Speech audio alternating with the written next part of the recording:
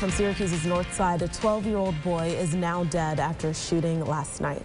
It happened on John Street, near Park Street, just after 9:30 p.m. The teen is accused of stabbing 19-year-old Christopher Hickey to death on Syracuse's north Cops side. are hunting a gunman after an 8-year-old girl was among 5 gunned down last night at a family gathering in upstate New York. Syracuse police say 15-year-old Loindale Johnson was shot on Coolidge Avenue.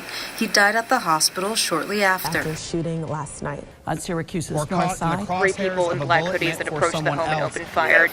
And we were hearing that the shots got obviously where our street is now. At Grant Middle School, he died at the hospital from both the mayor and police chief as we've reached the tipping need point. help from the public. The mayor says the city can't be in the city of any of the 3 shootings the last month. Everything The else second is to spilled die. on the floor. So now's the time, and we're done here. I was literally laying on my couch and I heard of a shooting that was happening in our city. I believe it was the 3rd shooting in a row in 1 week, and I was just laying there and I was praying, and I really felt God telling me that I had to do something. My name is Mitch Jones. I work at Upstate Medical University. I am honorary member of the Our Generations Against Violence organization. A couple of weekends ago, my cousin was at his sister's house. His sister and her boyfriend began to get into an altercation.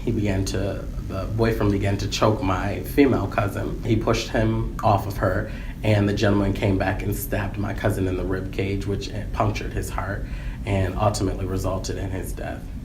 All I did was post on Facebook and said, "It's time to pray."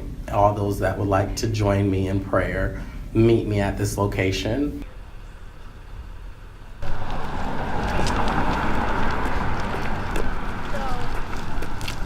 But it's us, the folks that walk for justice for these children. It's sad that 12-year-olds, 13, 14, 15, and 16-year-old children are dying and are being hurt. God bless the parents that have to grieve their children's loss, and bless the parents that have to be afraid because their child has gotten shot or stabbed, oh God. God, I ask you to arrest the minds of the folks that are doing this shooting. Arrest their minds right now.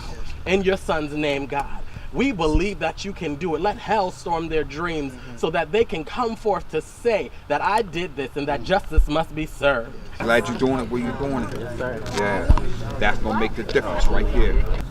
It received a lot of attention, and from it receiving a lot of attention from the media, we're receiving a lot of attention from community leaders, from our government leaders, our elected officials. The chief of police and I have a very close relationship. We've sat down on many occasions, talked about the different violence that is happening in the city. The relationship that I have with Mayor Walsh, it's more so with his administration. I've been able to give them information that they need in regards to what's going on in the streets, because at the end of the day, these are elected officials and they have jobs to do. I live in the city, and because I live in the city, I can hear things that they can't hear. I can see things that they can't see, and I'm able to bring that information to them so that they can make use of it.